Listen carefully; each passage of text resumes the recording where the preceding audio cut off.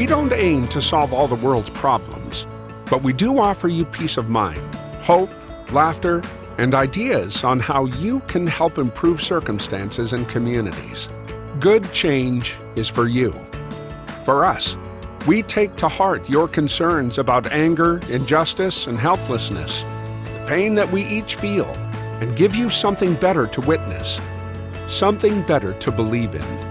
In many ways, this podcast is the opposite of self-help. It's us help. We draw attention to kindness, to the better angels of our nature. We swap stories that bring smiles, deep breaths, inspiration, and ideas to help us evolve. We introduce you to people who are positively transforming lives, leaders of movements, or everyday heroes who are making change. Good change. Good change highlights the common ground we share, the unlimited positive impact of a single person, and the greater good. Welcome to Good Change, a podcast about making a world of difference. Please welcome your host and good change maker, Ken Streeter. Hi, everybody. This is Ken Streeter with the Good Change podcast, and we're super honored today to have Melissa Deely, who is an integrative health professional.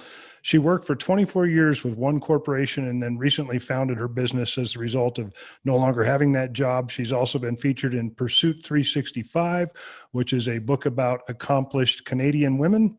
And she's founded the nonprofit Girls Matter, which has helped 11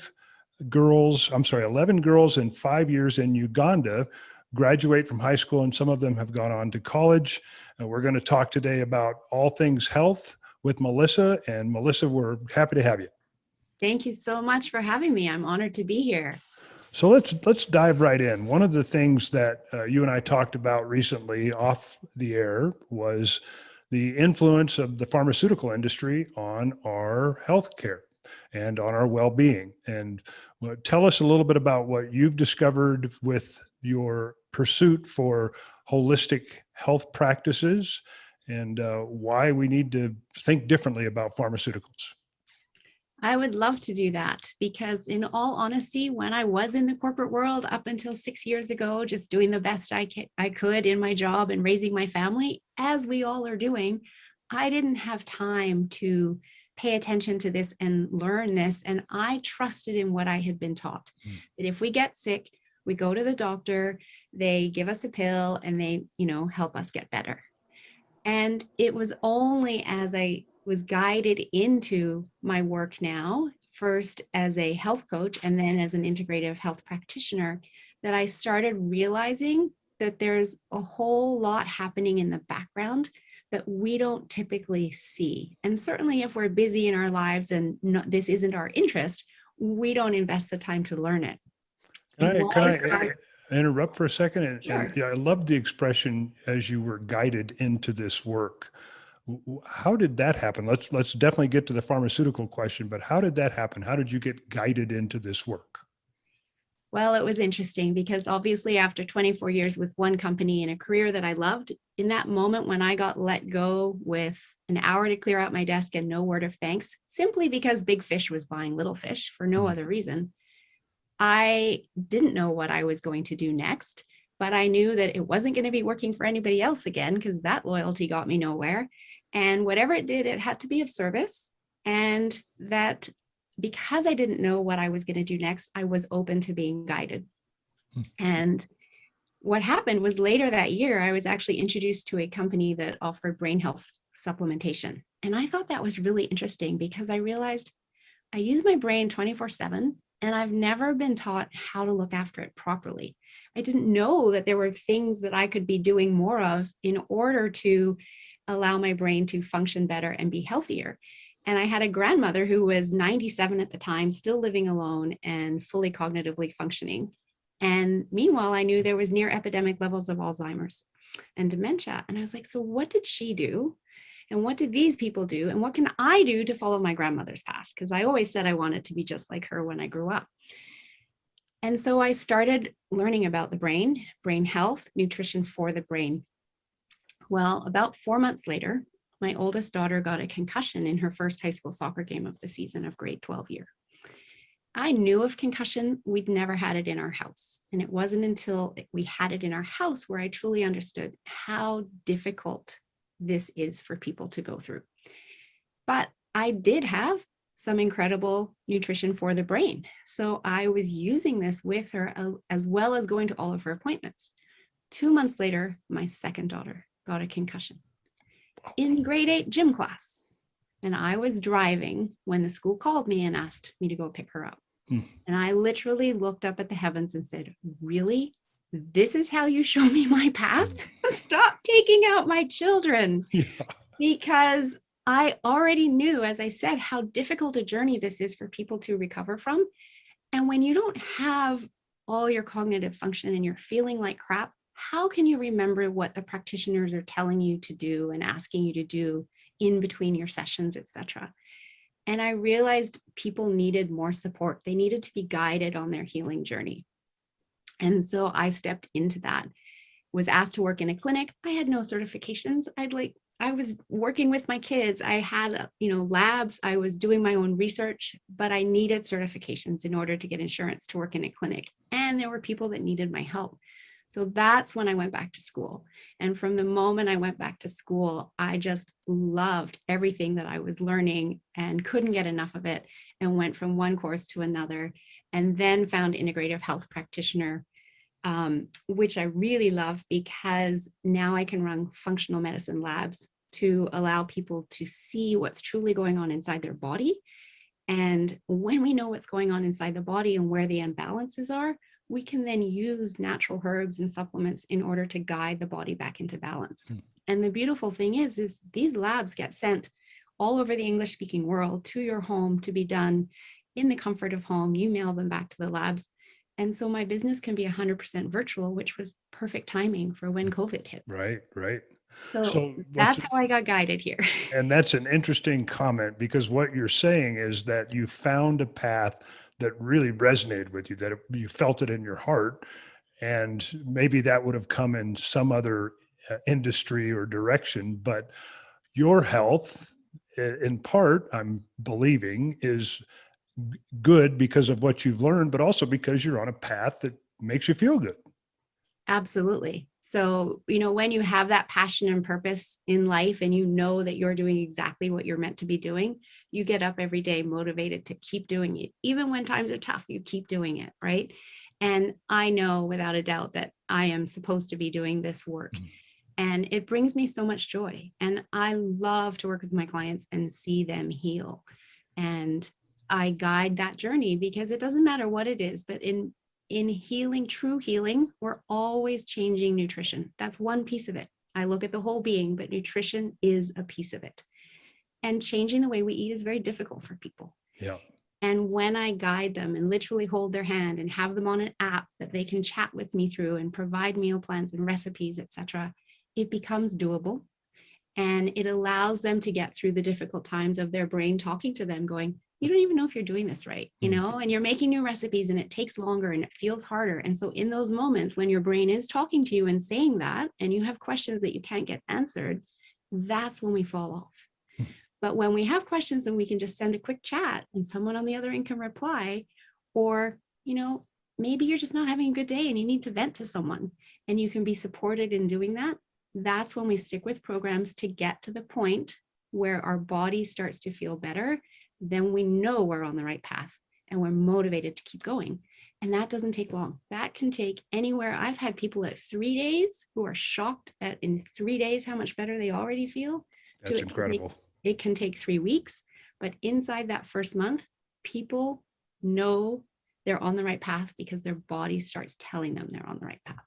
So this is the Good Change podcast, and what you're describing is great change when it comes to your own well-being. And then by extension, I know this personally, and I know hundreds of people that experience the same thing, that when you're feeling better, when you've got more energy, you are a far better member of your community and can enhance change from all walks of life. You can enhance change in all walks of life. So that's part of why this is important to me is the impact, the trickle out impact that is the result of feeling better and getting healthier.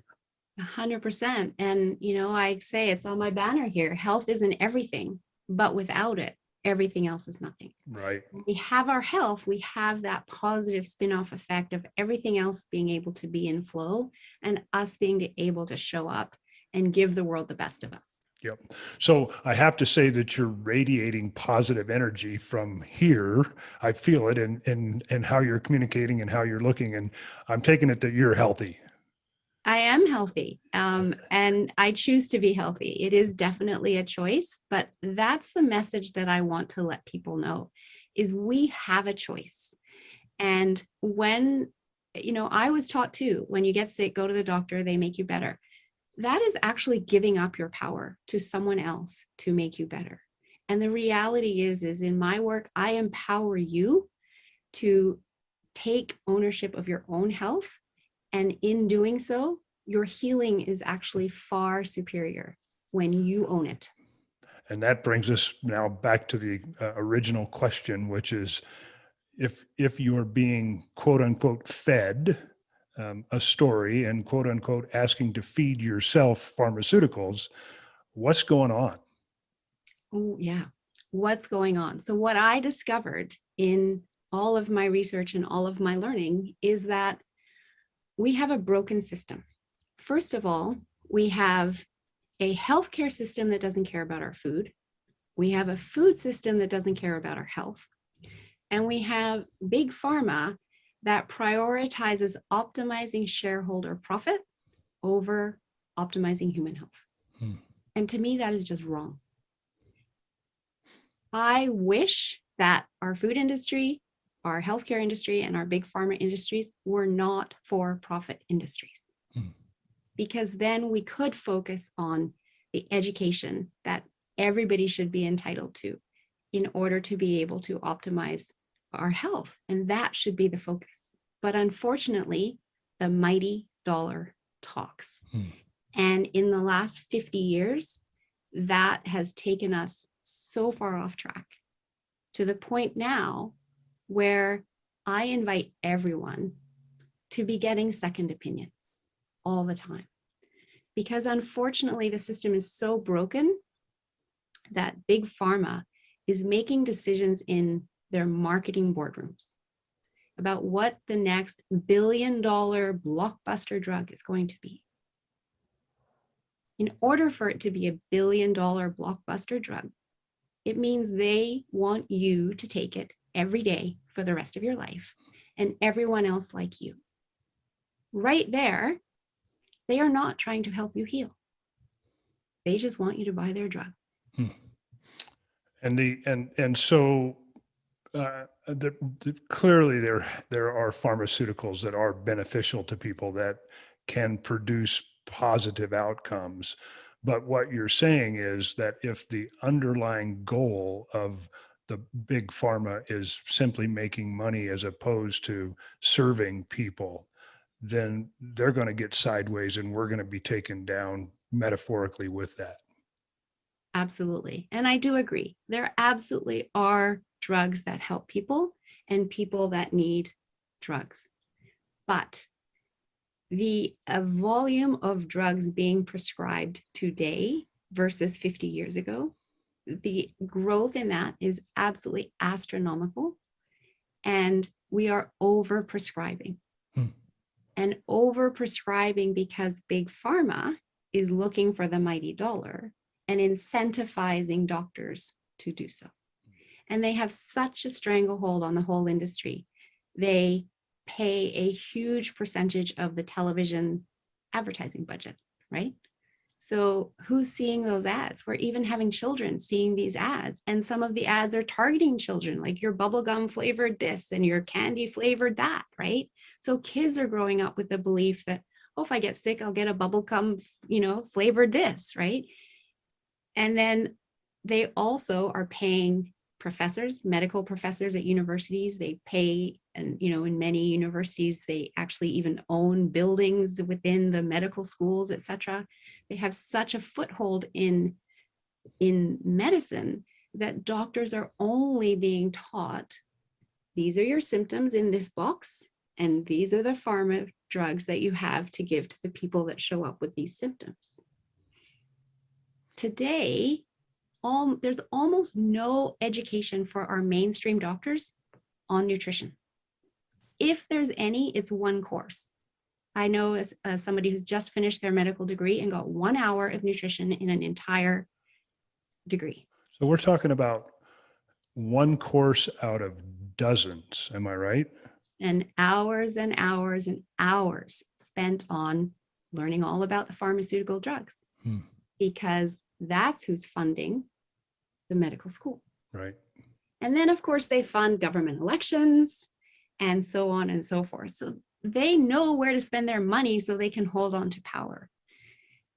As they continue to grow and produce these massive profits that no other company in this age can attain that level of growth year over year over year, Wall Street comes to demand it as well.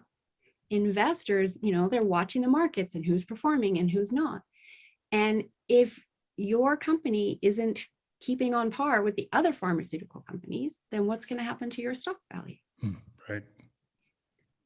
So, I believe that marketing doesn't have a place in medicine. However, we've gone so far wrong that marketing is the powerhouse in big pharma these days, to the point where the marketing budget and the number of sales and marketing employees now far surpasses the spend on research and the spend on employees in research and development. So what's happening is they continue to look for the billion-dollar blockbuster next drug for a chronic illness, because that's the illness that someone's going to have for life. So they have to take the drug for life.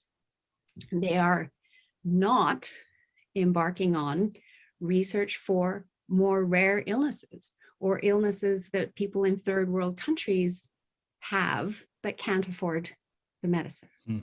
So these people are being left behind because there's not enough money in it for them, so they're not interested. Right. And again, that's wrong. So if you're looking at the global community, there is consequential influences in the pharmaceutical industry. And of course, what we're talking about here is personal consequences as well, with medicine that is designed to be purchased that isn't necessarily designed to make you better. I love the phrase, marketing does not belong in medicine, and boy, are we on the opposite end of that spectrum. So what do we do? I mean, are there books that people could read that talk about the pharmaceutical industry, that if people wanted to educate themselves as to the influences and ways to escape that stranglehold? There absolutely are. And I have a couple of them here. And I know that some people are going to be listening on audio, but Our Daily Meds by Melody Peterson actually was published in 2008. And I'm surprised that it hasn't made it further out there into the world. So I hope people will check this book out. Melody Peterson used to work for the New York Times. She used to be a reporter on big pharma. And when she started seeing what was happening, she quit that job and started this, journalistic view into looking into what's going on and basically whistleblowing. It's really interesting talking to the people that were on the inside, and their moral ethics didn't allow them to stay there. And they left. And those are the people that she interviewed and talked to about what's truly going on in the world of big pharma. There's another book called Bottles of Lies by Catherine Eban, another investigative journalist writing a book. And Bottles of Lies is actually all about the generic pharmaceutical industry, which has cropped up since the late 90s, early 2000s, when mainstream drugs got too expensive. So a generic industry, a low-cost industry started. And that low-cost industry very soon went offshore. So the drugs were being manufactured in places like India and China, where labor was cheap, because how else can you keep the cost of the drugs down? But what do you think happens when the goal is low cost? Well, and if it's being produced overseas, I'm wondering about oversight, just quality control. Right. So it's a fascinating look into the FDA's struggle with exactly that, the oversight, the quality control. But then how politics gets involved as well. So you have really good FDA assessors going in and looking at manufacturing plants that are not up to snuff from a safety perspective, from a quality perspective, from a hygiene perspective, and basically telling them, we're not going to buy any more of your products until you fix all of these things. But then you have politics get involved going, well, wait a minute, Americans can't afford the high-end drugs over here. We really need the low-cost drugs. So we're going to tell the FDA they have to downgrade that label on that lab to a label that basically means we'll keep buying from you and trust that you're going to fix what we've called you out on, so that we can keep the supply of drugs going. But there's no safety checks in there, right? Yep. And this book was written as a result of doctors reaching out to this journalist and saying, we're noticing patients not doing well on the generic drugs we're being told to prescribe to them, or worse, patients that are suffering awful injury as a result of taking this drug, whatever that might be. Can you look into this? And so she started looking into it, and it became a massive, massive rabbit hole that she went down and wrote this entire book. It's a very easy read, but it's a little bit scary. Like, I myself will never buy a generic drug again. I don't really buy them anyway, but I wouldn't want anybody that I know or love to buy them. Wow. Because I just don't know what risk is involved. When I read these things and I know what's happening, I don't know what risk is involved. So we've talked about the perils of the pharmaceutical industry and the lack of responsibility because marketing is in medicine. And we've talked a little bit about nutrition. You've exposed us to a couple of great books that would be prudent for people who are at all interested in this to read. Let's turn it around now and say, what can we do individually in addition to educating ourselves as we're doing here now with folks, but practically on a day-to-day basis, what can people do to reduce the influence of pharmaceuticals, to shift their nutrition practices, and to take charge of their health? So the one quote that I love to say is that every bite of food we put in our mouth is either our greatest form of poison, slowest form of poison, or greatest form of medicine. And we do have to take a deeper dive into that broken food industry that I mentioned that doesn't care about our health, because our food industry, as well as, providing food and putting it on the table, which it's done for years and years and years, in about the 1950s, as women went back to work, and of course I have no problem with that, they started providing ready-made meals to help women put meals on the table at the end of the day. Great idea. Until they too saw dollar signs and went, wait, how do we make this more cheaply? How do we get people to buy more? And how do we make more profit? So getting people to buy more, let's add sugar. Let's add salt to get that addictive aspect going. Let's take the nutrients out by freezing it and sticking it in a freezer. That, and let's use GMO nutrient, deplete products because they're cheaper to make. And let's add some chemicals to make it last longer on the shelf so we don't have as much wastage. So thus grew the processed food industry, which is highly nutrient deplete. And yet, again, all of the marketing tells us how delicious it is and and it's healthy. You see that, marketers can say whatever they want to say, right? But the reality is we all have to be reading food labels to truly understand what is in that product. And if there's things in that product that you can't pronounce, chances are they're not good for you. Yeah, rice and beans are pretty easy to pronounce. Exactly. There's 50 different names for sugar now, because as consumers started to get clued into all the sugar going into things, they just started making up new chemical names for sugar, so we couldn't stay up with it, right? So what are the first 3 ingredients in a product? Are they ingredients that you know and that you can pronounce and are not sugar? And then what are the rest of them? Because I don't buy anything where I can't pronounce the ingredients. But if sugar's lower down the list, then I might still buy that ingredient. So reading labels is really important. And plant-based food, they don't even have labels, right? So buy more plant-based food, because then you don't have to read labels. And so that's the starting point, is really look at what you're eating. What are you putting in your body to fuel your body? We eat for energy, we sleep for energy. But you wouldn't put, mud in your car and expect it to run. So what are you putting in your body and expecting it to run? So that's the first step. But also understanding all that we can offer on the holistic side, which the work that I do is founded in medicine that goes back 6,000 years to Ayurvedic, culture practiced on billions and billions of people over this time.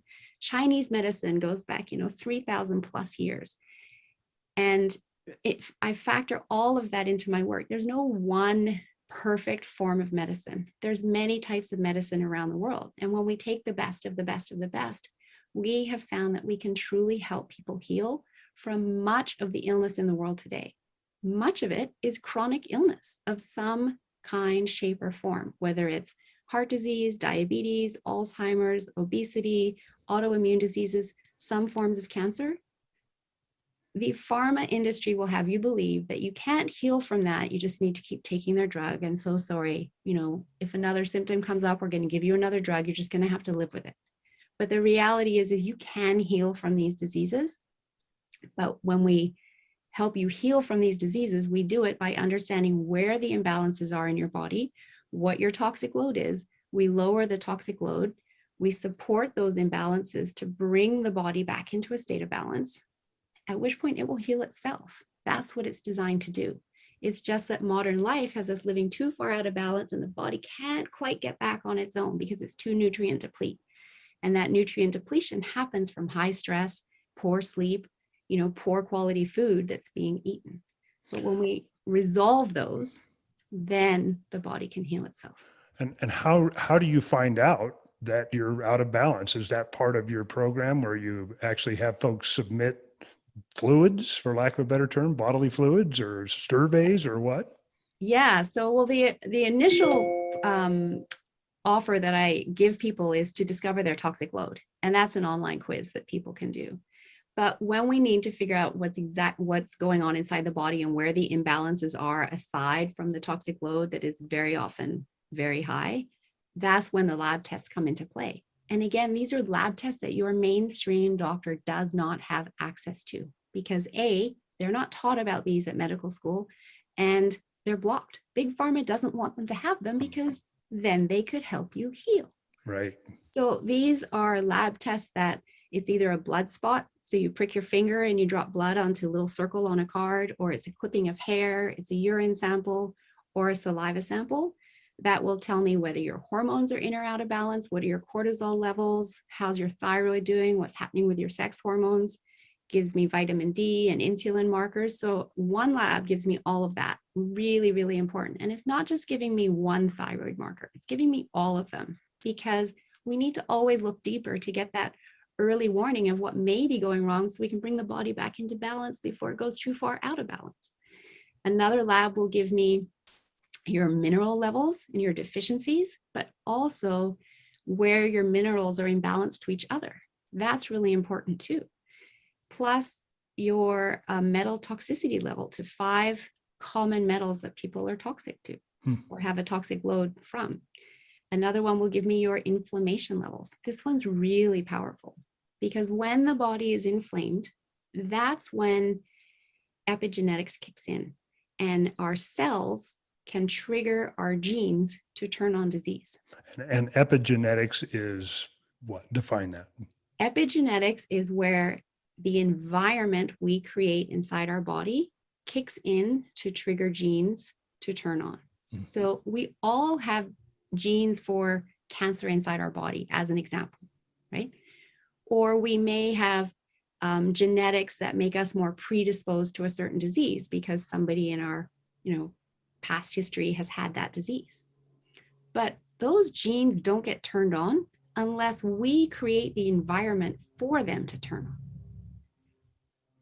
And we create that environment for them to turn on with high stress, poor sleep, poor nutrition, and inflammation in the body that results from that triggers the cells to turn on disease. So when I work with people. It's funny. I'm picturing, so you've talked about when you go to buy some food, you look at the ingredients, and if you can't pronounce the first 3 or 4 ingredients, or if the first 3 or 4 ingredients don't make sense, you've got a challenge. And if you can't pronounce some of the multisyllabic words in there, you got a problem.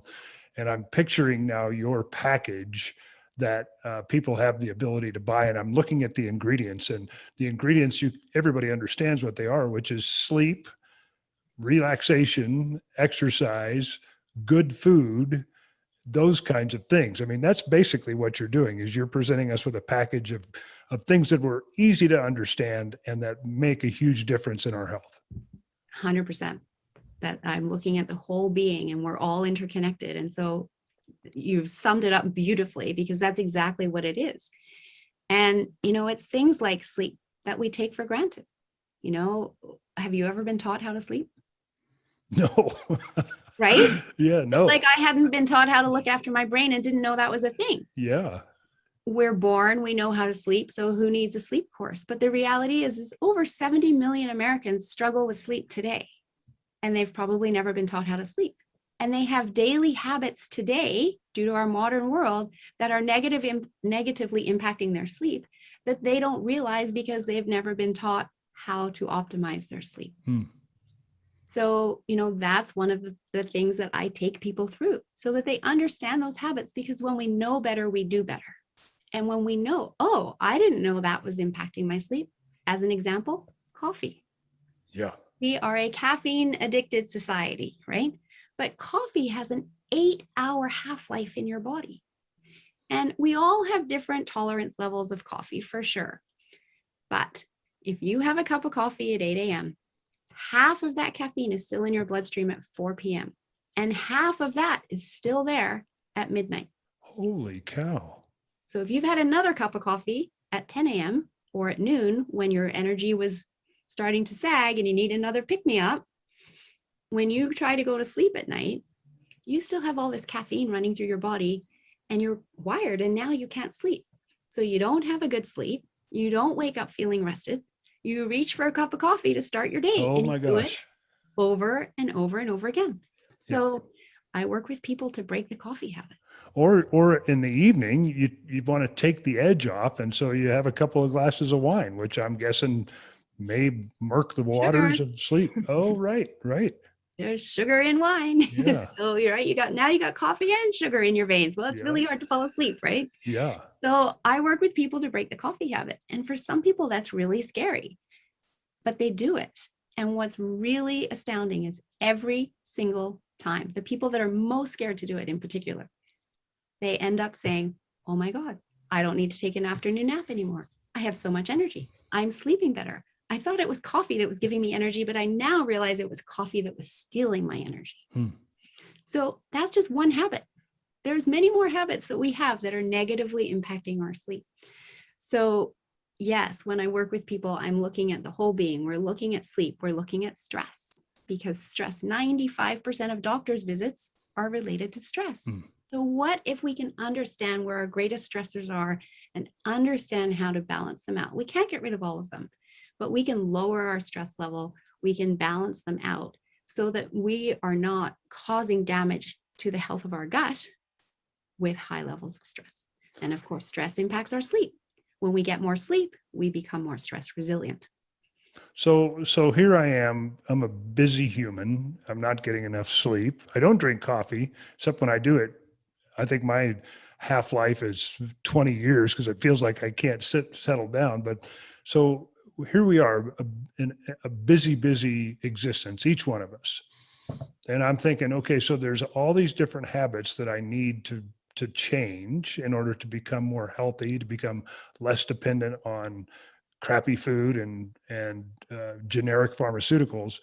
I just don't have time. I don't have time to focus on changing habits. To which you say what? To which I say, that's where I offer programs to people that are giving you basically the Coles Note version, like what you really need to know to make a difference in your life starting now. So for instance, I have a program starting on June 7th. It's called Health Optimizer. Week 1 is how to optimize your sleep. Week 2 is an external stress assessment tool to look at where the stresses are coming through in your life And then let's just pick one of those to start working on. Mm. And when we got that one nailed, let's work on another, right? Week 3 is introducing you to the gut microbiome, because this is really new science in the last 10 years. And our gut is the epicenter of our health. When we heal our gut, we significantly improve our chances of longevity. And then week 4 is the gut-brain connection, because the gut is our second brain. And I actually didn't realize this until I did all of this study, that I had a second brain, first of all. And secondly, I always thought my brain in my head was in charge, but I now know that my gut is actually the command center and my brain is the operation center. There are 9 messages from our brain. Sorry, for every message from our brain down to our gut, there are 9 messages the other way. Holy cow. So what you're putting in your gut is significantly influencing what you're thinking or what you're neurologically reacting to, all of that stuff. 100%. So 90% of serotonin, our feel-good hormone, is actually made in our gut, not our brain. Well, if our gut is unhappy, it can't perform the way it's supposed to perform. So it's therefore not producing enough serotonin or dopamine. Dopamine is also made in the gut. And how many people today are struggling with anxiety and depression? And if they go to a mainstream doctor, they're going to be referred to a psychiatrist who's going to put them on a drug that the body starts to get used to. So then they need a higher dose. What we can do is we can actually run a lab that will show me the health of your gut. It'll show me the health of your neurotransmitter levels, as well as your detoxification pathways, your vitamin levels, so that we can look at this and go, oh, this is what's going on here. Let's eradicate that bacterial overgrowth, yeast overgrowth, fungus, or mold. Let's support your neurotransmitter function to bring the body back into balance so that the gut can start producing these naturally at the right levels again. Because, as I said, the body is designed to self-heal. It will when we create the environment for it to do so. But just going back to that lab on inflammation, because I never quite finished it, the beauty of that one is it assesses omega-3s to omega-6s. Omega-6s are in everything food-wise, particularly processed foods. So they're essential fatty acids that the body can't make. So we have to get these from our food, but they have to be in balance. Body loves balance.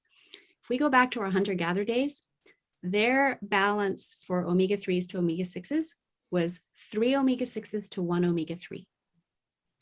Ideally, today, I want to see that at 5 6s to 1 omega-3. What I usually see is 18 omega-6s to 1 omega-3, which results in a highly inflamed body that can turn cells on to trigger the onset of disease. Epigenetics.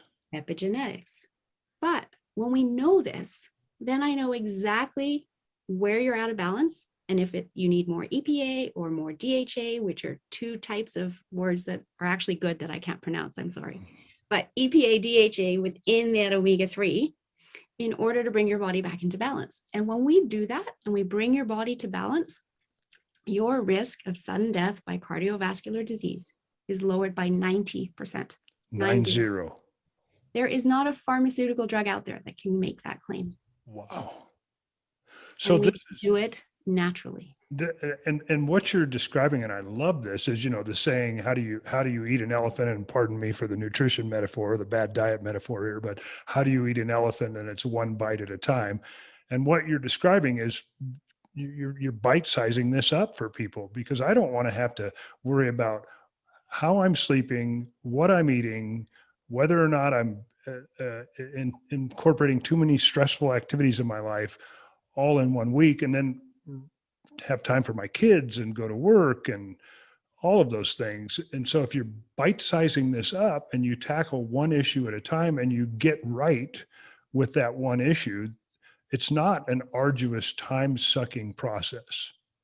It's absolutely not. Absolutely not. And when I work with people, some people choose to run, the big 5 labs, as we call them, because they want to see everything that's going on, do it all at once, but we still address the big rocks. And then when we've got that mastered, then we go to the medium-sized rocks, and then we go to the little rocks, right? Or people can do labs one at a time, as you were suggesting, nail that, and then move on to the next one. Because this is all doable. Absolutely. People just need to know A, that this is available to them, and B, that they can join a program like mine, and there's other integrative health practitioners out there that do the same thing, and heal themselves and learn the Coles Notes version that they need to know in order to be able to master this. And the beautiful thing is once you've learned it, you can share it with all of your family, all of your loved ones. You have this knowledge for life, right? And then everything becomes a choice. The choice as to what you put in your mouth, the choice is, how you live your life, how you manage your stress. Is sleep a priority? For me, I want to be 101 plus, like my grandmother was, and be able to have the choice to live in my own house and be, functioning cognitively right to the end. That's what I want. And so I therefore make choices around that. And, she grew up in Christchurch, New Zealand. They made, food was grown on the farm, etc. So, very toxic free back then in 1916. I was raised in Tokyo, Japan, at the height of the manufacturing plants spewing out toxins. So I know I'm behind the 8 ball. So therefore, I make more of a priority about this. But my life is important to me. I get only one crack at it, right? I want to be able to live it fully with energy, vibrantly, serve others. And I want to help other people choose and step into living longer and dying shorter. Right. Because right now, the world is in a state of people living shorter and dying longer. Wow. That is a powerful, powerful message right there. Say it again. Right now, the world is in a state where people are living shorter and dying longer. And your practice allows us to live longer and die shorter. Brilliant. That's like the simplest, most powerful recipe that I could think of, outcome from a recipe. And you obviously don't have a Japanese accent. Where are you right now? Where do you live now? Right now, I'm in the beautiful Whistler, British Columbia, Canada, where I came 30 years ago. And I was here just for one season. I was on my way to London and into an internship in merchant banking. I had a commerce degree. And I got to this place surrounded by nature. And even then, when I didn't have a clue really about health and wellness, I made a decision that changed the course of my life. And that decision was, I don't want to go to London and live that life. I've seen it. It's high stress. You go to the pub after work every day, you're eating fried food. And I chose instead to live here in nature. It was going to be less money, but I also knew money didn't buy happiness. And to the people, I never regretted that decision. I can see that. You look again like you're extremely healthy, and obviously you've completely embraced this new calling. But to people who live in Chicago or New York or London or Tokyo, there are ways to offset the stresses that come with that. Absolutely. And the toxins. Yeah. And nobody on the planet can avoid the toxins that we have today. Over 100,000 man-made chemicals have been introduced since World War II. They're coming in through our waterways, our food, our skin, products we use on our skin, et cetera, through our airways. But we can support our body in getting them out. And that's a piece of the work that I do, is helping people detox with a really good functional medicine detox that opens up the pathways, lowers that toxic load. And then we get into healing protocols or optimizing protocols for those who want to optimize. People just need to know that this is important and that it can be done. To this day in Ayurvedic medicine, they still practice detoxes. Same in Asian cultures, Latin American cultures. It's only in the Western world where we've decided, well, if we wash our outer body, that's enough for good health and good hygiene. But we actually have to help cleanse or detox our inner body, because the human body was never designed to live under the toxic load that we live in today. We just don't adapt quickly enough. So our liver gets bogged down, our kidneys get bogged down. And when they don't function properly, again, starts to cause inflammation. Think of all the people with fatty liver cirrhosis these days. We don't have to let it get that bad. So I'm astounded at how much you know. And it's been a lifetime of curiosity and wondering and choosing lifestyles. But it's been an immersion for you starting 6 years ago or so into this field. Uh, have you been inspired to dig deeper, to learn more, to put out the word, in part because your clients are saying, my life has forever changed for the better, courtesy of the wisdom and the ideas that you've provided?